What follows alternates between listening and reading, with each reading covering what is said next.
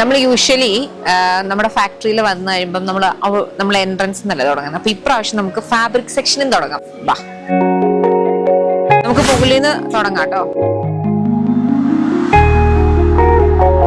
ഇവിടെ കുറച്ച് ലൈറ്റ് കുറവുണ്ടാവും, കാരണം ഫാബ്രിക് സെക്ഷൻ ആണ്. നമുക്ക് ഒത്തിരി ലൈറ്റ്സ് ഇട്ട് കഴിഞ്ഞാൽ നമ്മുടെ ഫാബ്രിക്സ് ഒക്കെ പെട്ടെന്ന് ഫെയ്ഡ് ആയി പോകും. കലംകാരി, ഇക്കത്ത്, ഇങ്ങനത്തെ ഫ്ലെക്സ് കോട്ടൺ, നമ്മുടെ റെഗുലർ ഐറ്റംസ് ഒക്കെയാണ് നമ്മൾ മുകളിലേക്ക് കൂടുതൽ സ്റ്റോർ ചെയ്യുന്നത് കേട്ടോ. ഇതൊക്കെ നമ്മുടെ പ്രീമിയം ഹക്കോബയുടെ പുതിയതായിട്ട് വന്നത് ഇവിടെ മെഷർ ചെയ്ത് ലേബിൾ ചെയ്ത് വെച്ചിരിക്കുന്നതാണ്. റാക്സിലേക്ക് പോകേണ്ടതാണ് കേട്ടോ. പിന്നെ ഇവിടെയാണ് നമ്മുടെ ഏറ്റവും കൂടുതൽ നമ്മൾ ജോർജറ്റും സിൽക്ക് കോട്ടണും ഒക്കെ വെക്കുക. അപ്പൊ അത് ഈ കളർ അനുസരിച്ച് ഇങ്ങനെ വെക്കുമ്പോൾ നമുക്ക് മാച്ച് ചെയ്തെടുക്കാൻ എളുപ്പമായിരിക്കും. ഇനി കോട്ടൺ ഒക്കെ അപ്പുറത്തെ സൈഡിലേക്ക് വരും. പിന്നെ ഇത് കൂടാണ്ട് നമുക്ക് ഇമ്പോർട്ടഡ് ഫാബ്രിക്കിന്റെ ഒരു കളക്ഷൻ ഉണ്ട്, പക്ഷെ അത് കുറച്ച് അപ്പുറത്തായിട്ടാണ് വെച്ചേക്കുന്നത്. ओ आप डांस भी किया? ओ ओके, नॉन स्टॉप वो डांस किया. ओके, आप ट्रेन्ड है डांस में? नहीं. ഇത് ചെയ്യുന്ന ഇതൊരു സൈസ് അനുസരിച്ചിട്ട് മാറ്റുവാന്ന് തോന്നുന്നു കളേഴ്സ്. 6 बजे ना, वहाँ पे 7 बजे. ബാക്കിയുള്ളിടത്തൊക്കെ എങ്ങനെയാന്ന് എനിക്കറിയില്ല, ജോബ് കാർഡൊക്കെ ആയിരിക്കും. പക്ഷെ ഞങ്ങൾക്ക് ഉണ്ടല്ലോ ലോലിപോപ്സിന്റെ ഗാർമെന്റ് റിപ്പോർട്ട് കാർഡാണ്. ഒരു പെർട്ടിക്കുലർ അറ്റയറിന് നമുക്കൊരു റിപ്പോർട്ട് കാർഡ് വേണം. ഇതിനകത്ത് ഞാൻ പറയാറില്ലേ പ്രോസസിംഗ് സിസ്റ്റം ഒക്കെ ഫോളോ ചെയ്യണമെന്ന്, അതിന്റെ ഒരു ഭാഗമാണിത്. എല്ലാ ഇൻഫോർമേഷൻസും ഇതിനകത്ത് വന്നിട്ടാണ് നമുക്ക് ചെയ്യാം.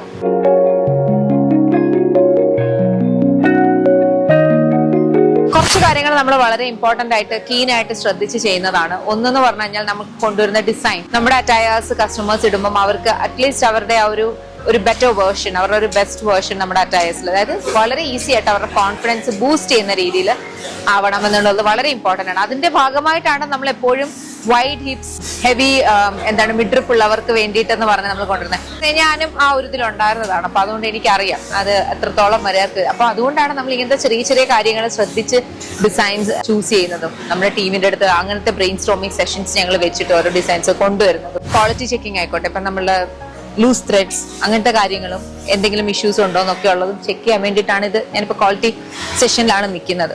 പിന്നെ എനിക്ക് എടുത്ത് പറയേണ്ടതെന്ന് പറഞ്ഞാൽ ഇവര് നമ്മള് ഹ്യൂമൻ ബീങ്സ് ആണ് ചെക്ക് ചെയ്യുന്നത്. അപ്പം ഹിയർ ആൻഡ് ദയർ ചിലപ്പോൾ മിസ്സസ് ഒക്കെ ഉണ്ടാവും. അപ്പം എന്നാലും കഴിവിന്റെ പരമാവധി ഞങ്ങളെല്ലാം കറക്റ്റ് ആക്കി ചെയ്തിട്ടാണ് ഞങ്ങളുടെ പ്രോഡക്ട്സ് കൊണ്ടുവരാനായിട്ട് ട്രൈ ചെയ്യുന്നത് കേട്ടോ.